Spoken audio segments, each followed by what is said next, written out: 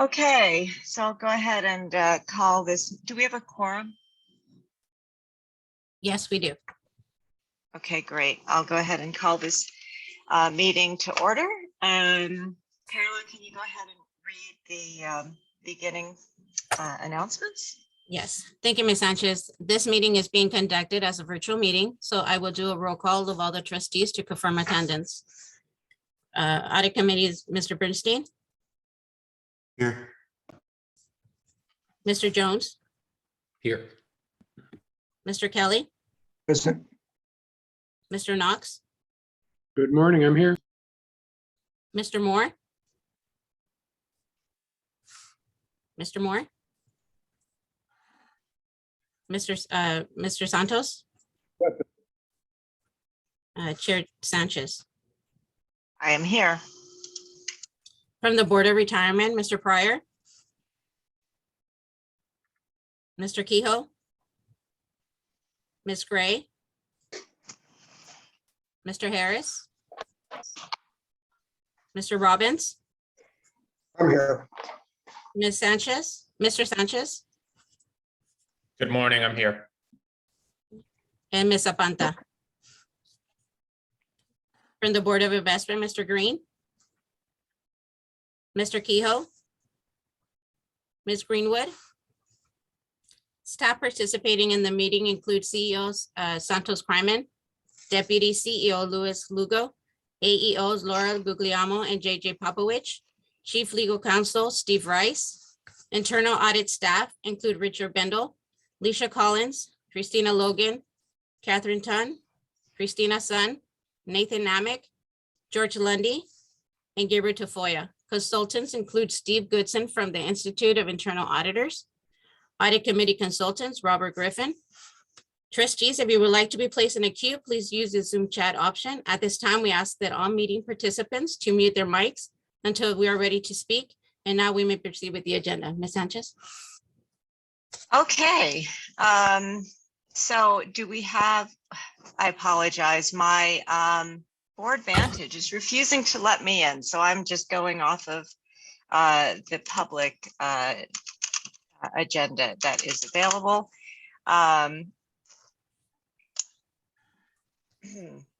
So do we have any requests for public comment? And not at this time. Okay. Moving on, I apologize. Mr. Bendel, can you tell me the next item on the agenda until I can get my agenda pulled up? I believe it was the approval of the minutes. Madam Chair. Thank you. Do we have an approval? Thank you. Do we have a second? Thank you. We have a motion and a second. Carla, go ahead. Okay. Mr. Bernstein, Aye. Mr. Jones, Aye. Mr. Kelly, Mr. Kelly. I'll come back. Mr. Knox, Aye. Mr. Moore, Aye. Mr. Santos, Yes. Chair Sanchez.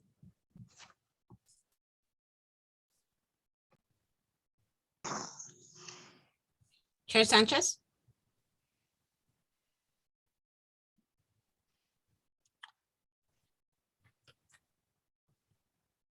Can anybody hear me? Ms. Sanchez, do you hear us? Yeah, I can hear you. I can hear Oh. you, but I'm hearing multiple feeds oddly. Carla called for your vote on the minutes. Yes. Oh, I don't know why I'm hearing a very belated, Yes, because you're on the website, you're also hearing the live stream. oh, I So I will go see. ahead and email you the meeting agenda. Thank you. The next item is the public comment. Comment we have not received. Can we reconsider that vote? Because I was kicked off and I had to come back in. I didn't get to vote. Apologies, we were having a lot of troubles with that vote. Carla, can you please read the roll call really quickly and anybody who, and consider Mr. Kelly's vote? Sure, it's Mr. Bernstein. I am still an aye. No, you don't have to take the roll, just read the roll as we have it Okay, and just add Mr. Bernstein's vote at the end, please. We have Mr. Bernstein, Mr. Jones, Mr. Kelly, I vote yes. Mr. Knox, Mr. Moore, Mr. Santos, and Chair Sanchez, but the motion passes unanimously. Okay, great. Do we have any requests for public comment? None at this time. Okay, so can we go ahead and move on to our first agenda item, Mr. Bendel? Good morning, Madam Chair and trustees of the Audit Committee. As you know, with the Audit Committee's approval and participation, we hired the IIA Quality, it's kind of hard to say, IIA Quality Services Team to perform our EQA. This is the fourth. Sorry, Ken. Yeah. Oh, I'm sorry. Yes, Mr. Rice has an item before this. I apologize. Give the consent item.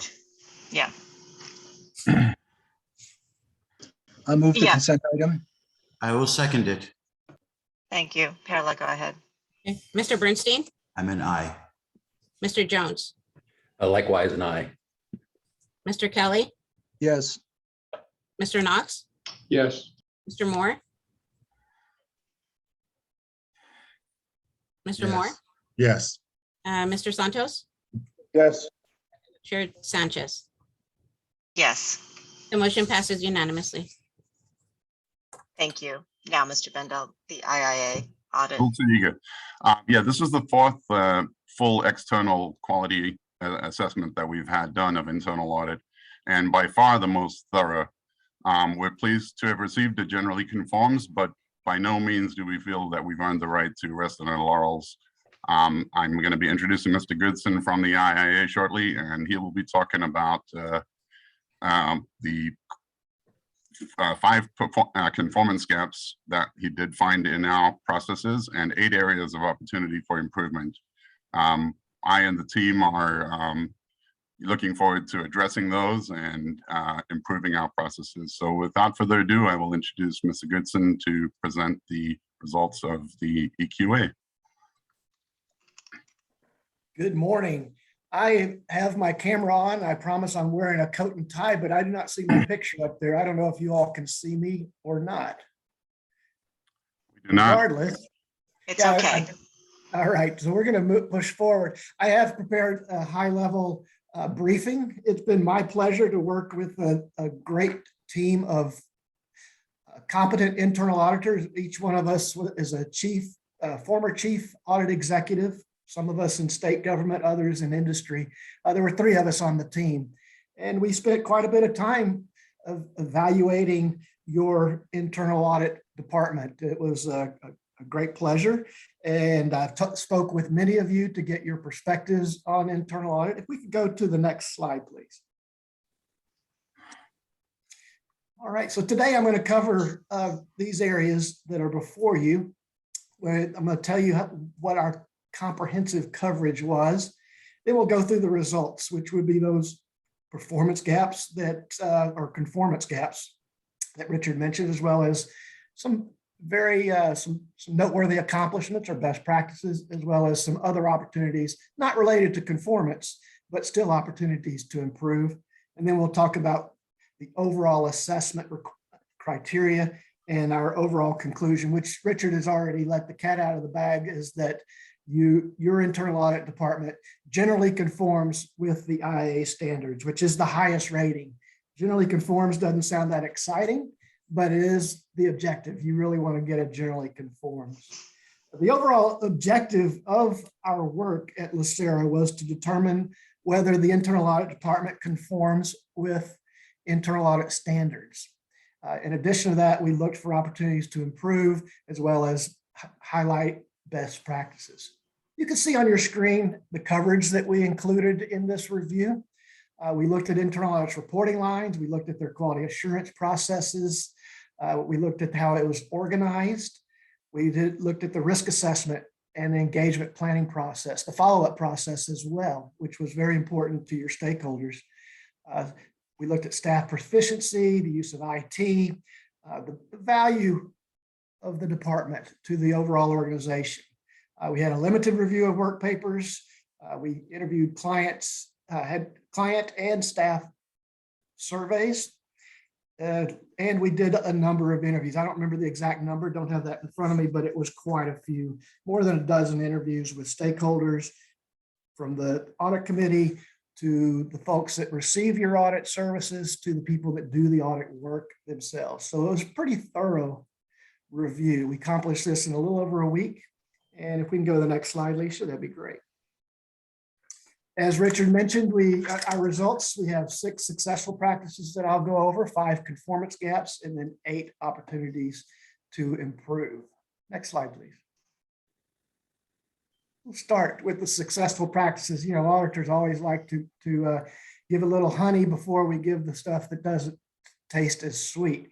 But there's no real huge issues with LACERA internal audit for sure, but we'll get there. So we identified 6 successful practices. You have a very well-credentialed staff. They have multiple internal audit related credentials, CIA, CPA, et cetera. You have an office that is committed to quality as demonstrated by this external assessment. Now, that there are opportunities to improve quality. We'll talk about those, but really the folks in your internal audit department, as well as the stakeholders and your audit committee members, really want to have the best internal audit function as possible. The internal audit's making a good use of Teammate for their audit planning and their work papers, though there are some opportunities to improve that as well. There is a robust annual risk assessment process where management and the board have a chance to give their input. There is an opportunity to improve the planning process, and we'll get to that as well. 2 final leading practices. Definitely your management and your audit committee are engaged and care about what's going on with your internal audit function. And that is a leading practice. You are definitely paying attention. And lastly, on leading practices, internal audit shares intelligence, risk intelligence, and benchmarking thought leadership with the board through providing documents that talk about what other boards are doing, opportunities to be engaged, and things like that. So those are the 6 successful practices we chose to identify. Doesn't mean that there's not a lot more going on in your department that is praiseworthy, but we were very much wanted to highlight these particular items. Mr. right. Kelly, Mr. Kelly, do you want to make your comment now, or do you want to make your comment at the end? I'll wait till the end. Thank you. Okay, go ahead with your presentation. All right, thank you. Next slide, please. Now, 5 areas of conformance gaps.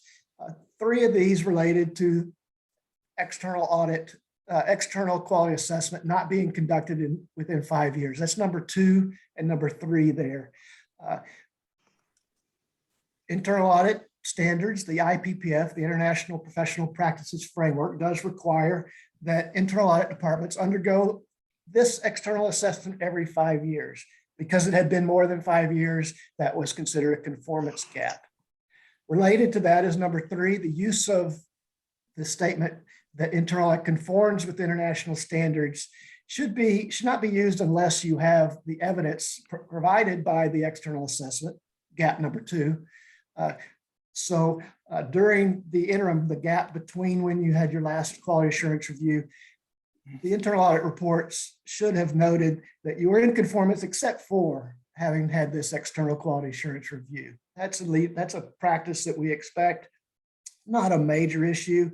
The board was very much engaged and certainly knew that internal audit had delayed their external quality assurance review for appropriate purposes, in my personal opinion. But still, it is one of those black and white standards where if you don't have the external assessment, you're not in conformance. Other conformance gaps, the internal assessments, there's an opportunity for internal audit to develop some meaningful KPIs or key performance indicators and goals related to those, and to document their internal periodic assessment that they conduct. They do conduct one. It's required periodically, which is interpreted to be every year. And that they are doing some internal assessments. The documentation simply can be strengthened. Similarly, standard 2330 documenting information, we encourage them to improve the quality and consistent of engagement work papers. We struggled with work papers in part because of the change in teammate and their transfer of their work papers to a new system, a new version of teammate. We have no doubt that the work is being done. However, the consistency and the quality of work papers can be improved, including supervision, which is item number 5. We encourage, there is an opportunity to mature their timelines to actually constitute what a timely supervisory review would be, and to include that in their operation manual so that they can be held accountable to those timelines. And likewise, just to ensure that the supervision is timely and is documented in teammate. We didn't consistently see that in their work papers. And to include an evaluation of timely supervisory sign-off in their quality review, their periodic quality assessment would be a good idea as well. Those are the 5 conformance gaps that we identified. Nothing in those 5 gaps that would lead us to believe that overall in any of the individual standards, they would that the department earned less than generally conforms. So while these are opportunities to improve conformance, they do not affect the overall rating. Great, thank you. I believe we have some comments from Mr. Kelly. Oh, thank you. Thank you very much. I wanted to thank audit staff and also our partners at the firm, because I think they did a really good job. I participated in an interview and I thought the report was really well done. So I wanted to thank everyone involved in it. I had a couple comments, which is for Richard. The engagement management piece was really interesting to me because I think that flows up to me in my mind to some of the comments I have provided when I've reviewed reports throughout the year. I wonder why the supervisor reviewing the engagement did not ask the same question, quite frankly, that I asked. But I went back because this seemed familiar to me, and I went back to the previous quality assurance review from a single gentleman, I forget his name, and he had very similar comments and recommendations in this area. So that made me think, do the recommendations that flow from this report, where you've provided some responses to, do those flow into the overall recommendation follow-up report that you provide to the audit committee? That's for Richard. You're muted, Richard. So Ms. Kelly, you're asking whether these issues are still prevalent in the recommendation follow-up process? Yeah, so the recommendations included in this report wrapped into the recommendation follow-up report? Oh, that's right. We will be following up on these, whether it's actually within that or separately. It'll come back to the committee with we've identified our action plans, and I believe I'm not sure if we're including them. But these will be, these are going to be reported separately, like we have been on the KPMG recommendations. Okay, thank you, Christina. Okay, that's fine, as long as they're reported on. What concerned me is, I didn't go back to look at prior reports, but what concerned me is the very similar circumstances seem to exist this go round as existed last go round. And I wondered if, in fact, if you would focus on the implementation of the recommendations, how that could be. You can take that as a takeaway, but that was a question of mine. The other thing is that in your action plan, you do refer in some instances to, I think, metrics, performance metrics is one example, where you talk about refining the performance metrics with the audit committee chair. I'm fine with that, but there's no separate statement that those metrics would then be reported back to the entire audit committee. So I would just ask that where there's an action item, that it be reported back to the audit committee, even if you engage in one or more individuals in the actual process. I think it's important for the audit committee to know what those performance metrics are, because it's an audit committee responsibility to hold you accountable to them. Those are my comments. Thank you very much. Will do. Thank you. Thank you, Mr. Kelly. Do we have any other comments? So No, go ahead. Sorry, I was going to move referring this report to both boards with an explicit statement that the chief audit executive has developed an action plan to implement the recommendations. I think that should be in the cover memo. But I would move that referral to both boards. Would that be consistent with what is normally done, or would we normally accept and file this? I'm just curious. I just want to ask the question. That certainly is an know what option the rest to accept and file and to forward And to the move. boards. Yes. Yeah. Would that be what you intended, Mr. Kelly? Did we? Yes. Did we send the KPMG report to both boards? I don't recall. Do you? We Christine? did not. We, No. we did. Chair We did not. Sanchez? We accepted and filed, but we also have a comment here. Yes, Mr. Bernstein. I'm supportive of forwarding this onto the board, just as a matter of process. Accept and file, to me, is usually a dead end. If we're going to send it on to the boards, which I think is the appropriate action, to me, Yeah. that's the motion. Accept and file would be inconsistent with that. Good point. Right. I was just asking the question that if we forward it to the boards, does it also assume that we've accepted it as a committee? That's the question I have. It's- And I think I had the same question. It would be two separate actions. You would vote to accept and file and to forward to the boards. I'll just point out that it is both boards do receive the audit committee materials. So all trustees have received this, and often you will forward to the boards with some direction or action as well. But I think you're just saying forward to the boards for their information. Is that correct? Yeah. So if you Hasn't need to- that been done? That's the question. If we accept and I don't- file, Yeah, I don't think sending the board an agenda for a committee meeting is the same as a memo going to the boards from the chief audit executive saying at the direction of the audit committee, we're sending this to you. Okay. I think the latter is, in my mind, is preferable. If operationally we need to receive and file it before we send it, I guess that's fine. I don't really have an opinion on that. But I do think the cover memo needs to just explicitly state that the chief audit executive has developed a timeline, a plan to implement the recommendations. I think that's important. That was a little bit lost to me in what I saw. So that would Got be it. my recommendation. Okay. So And do we have a second for that? I'll second. I had a comment and a question too when Mr. Yes, Bernstein's done. Absolutely. I had you on my mind. Was there somebody ahead of me or go ahead? No, Mr. Knox, why don't you go ahead and make your comment, Okay. and then we'll figure out what our motion is. Okay. On page 18, under the improvement opportunities, I just had a question. One of the comments was internal audit follows a somewhat unique procedure to provide the board audit committee directors advanced copies of final audit report, review, questions, and comment. So that's something that most entities don't do. I have found that helpful to see and make comments and see, what other members of the audit committee have maybe noted that I missed or had a different perspective.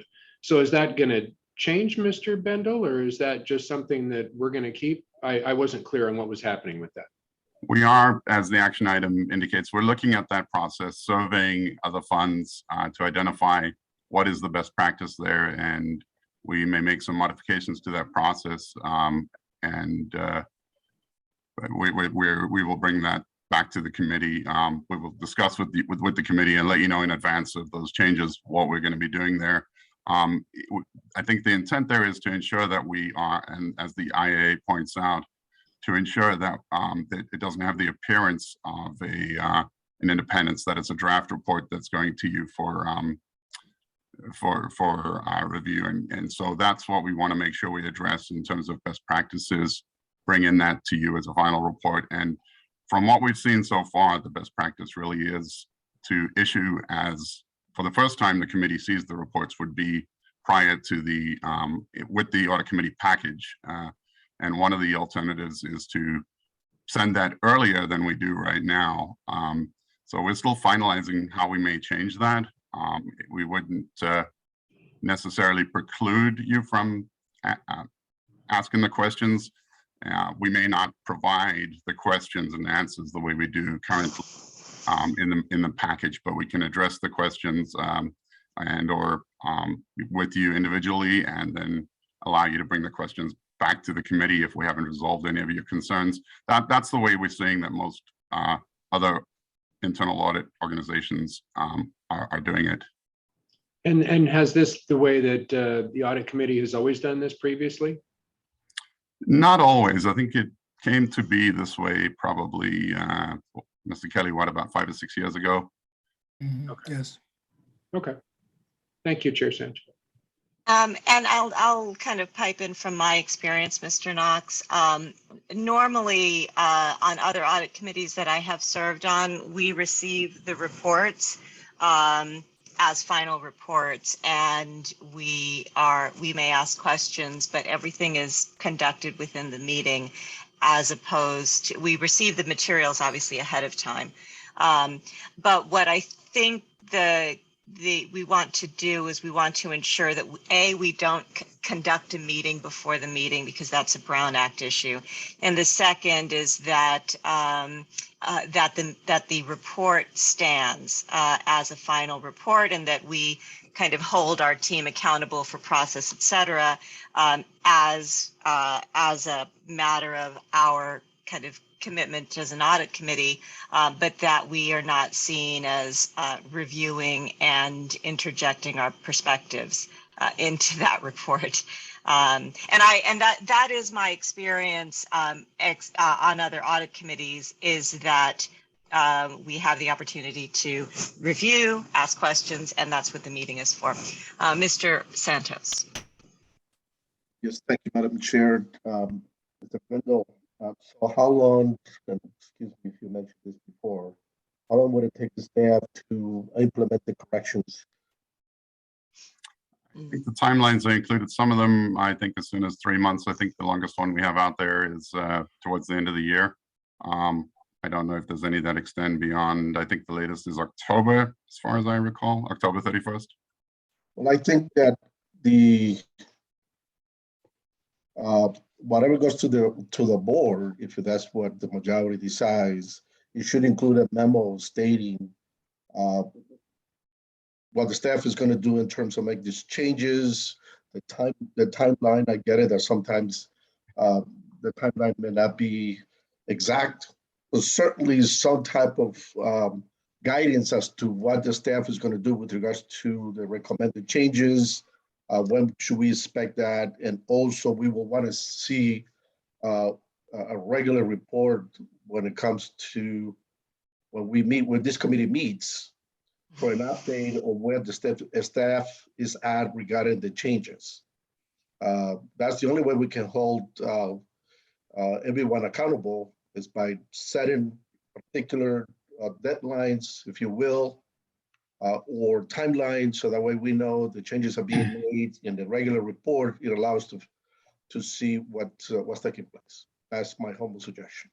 And that's our intent, to bring it back at each meeting, like we do the regular RECA follow-up for the other divisions. Okay. I just think that should be included in the motion, so it's clear and nobody can say otherwise later. Great. So let me summarize that motion one more time. So we have a motion to accept and file, and we will receive regular updates in the reporting section of our agenda until the until the gaps are addressed. So that's the first, which involves ongoing reporting. And the second is to forward to the boards, forward to both boards, the report along with a cover letter laying out the action plan and timeline. Did I get everything? Yes, that Yes. will be my substitute motion if required. So Mr. Santos, you're making the subsequent, I think actually that was covered in Mr. Kelly's motion, the requirement to report back to this audit committee progress. So I'm considering that moved. Mr. Bernstein, is that what you seconded?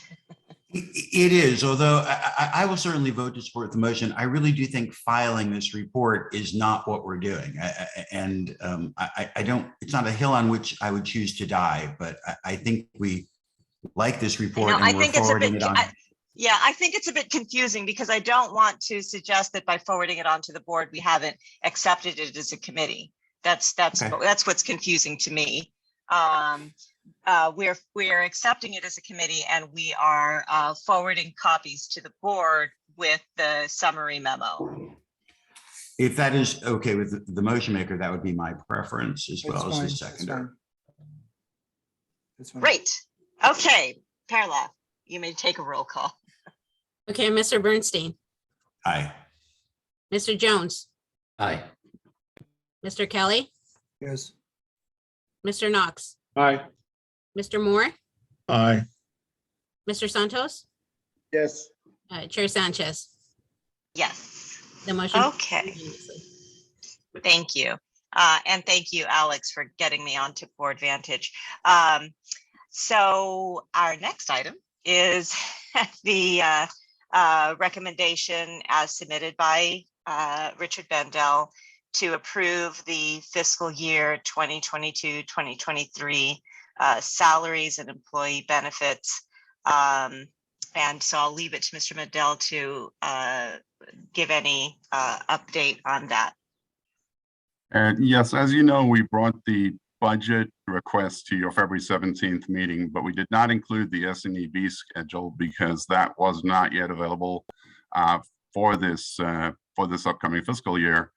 Thank you to the administrative services team, Laura and Kaylin, and we did get, so we actually put a pro forma sort of 2021-22 in your package with a disclaimer that it's going to be adjusted by some of those non-discretionary items.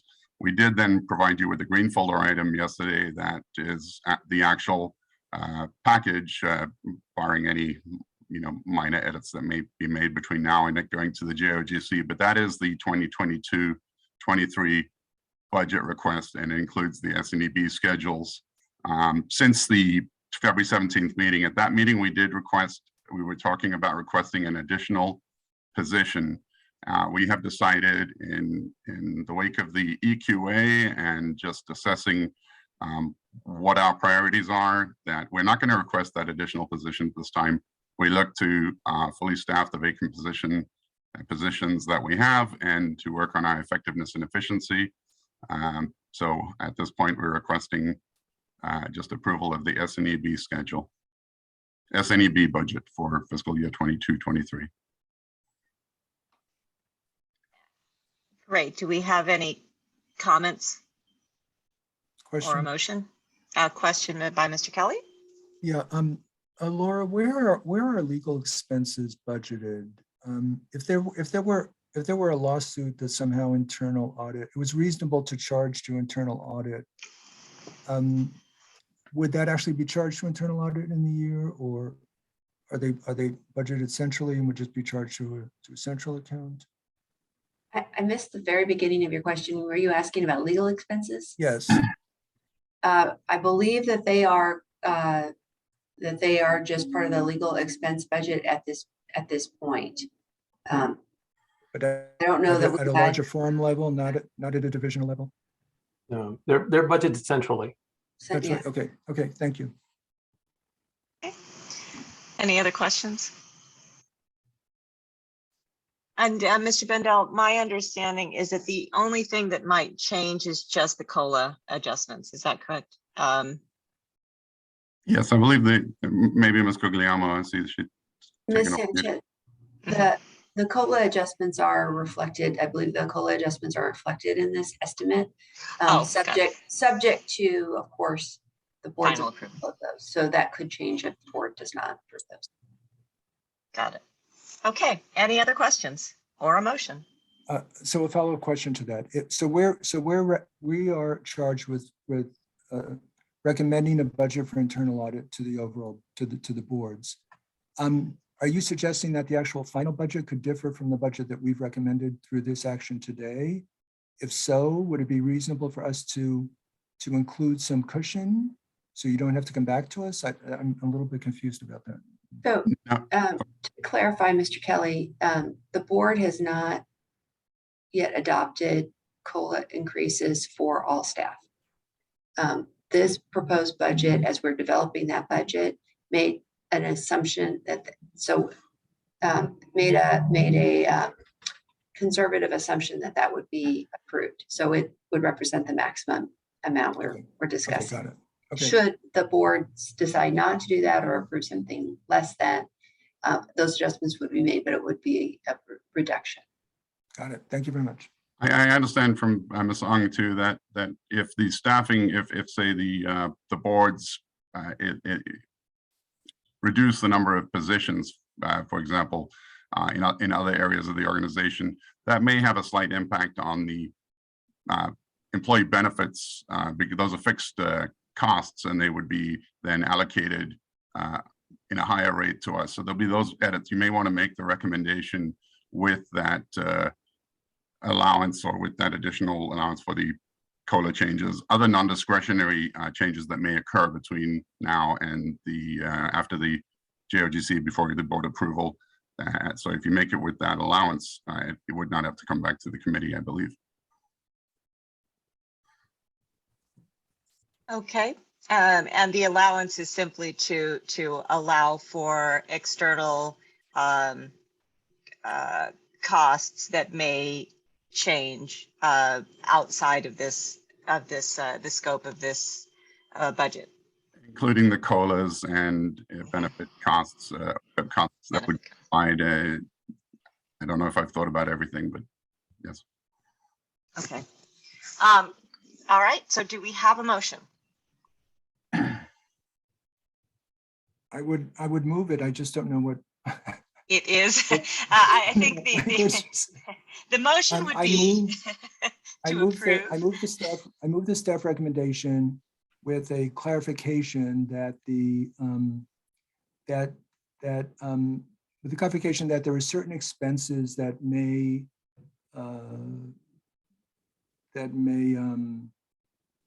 change based on board action, something like that. I don't know, but something like that. Okay, Perla, did you get that? Yes. Okay. Do we have a second? I will second if with the understanding is that we approve staff recommendation, including any wage increases that the boards adopt in the very near future that will impact the staff in this committee. Is that a different motion? Is that the same? It's the same. Thank you. So that's a second. Okay. Thank you. All right. So let's go ahead and take a roll call. Mr. Bernstein, Aye. Mr. Jones, Aye. Mr. Kelly, Yes. Mr. Knox, Aye. Mr. Moore, Aye. Mr. Santos, Yes. Chair Sanchez, Yes. motion passes unanimously. Yeah, these conditional approvals are always kind of a head scratcher a little bit. So thank you everyone for suffering through that. All right, do we have any comments for good of the order? I wanted to thank systems staff and actually all staff involved in the migration, the Microsoft migration. It was a lot of work. I particularly want to thank Mr. Lyle and Mr. Yin for helping me for 90 minutes one day last week. It was successful, but it was a big deal. So I wanted to make sure I took a moment to acknowledge everyone involved in it. Chair, if I may comment, that EQA report's actually, I think it's a pretty good report. The one thing I want to point out, it's likely to impact the productivity and the output of the department. This may or may not be offset by the teammate efficiencies. What I think is going to happen because of the review and supervision, there are going to be demands on the managers and the chief audit executive. And, you know, I don't know how that's going to work, but I could see potentially where there could be maybe fewer reports that come out of there. The other thing I'll point out is that the corrective action plan, actually, the farthest out it goes is to August of 23. So we're likely to be discussing this for a while. Thank you. Yeah, those are good comments. And I think from my perspective, I expect that it's a matter of creating a process that is reasonable, that we can work with effectively as an organization. So I think that there will likely be some learning process in there, but I agree with you that it is a very good report, and these are good opportunities for improvement.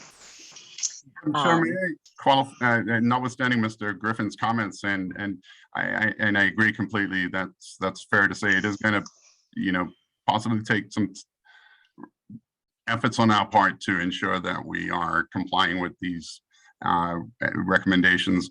But I just want to clarify that the supervision has always occurred. We do it's the documentation of the supervision, and that in itself, you know, making sure that it's documented in the work papers.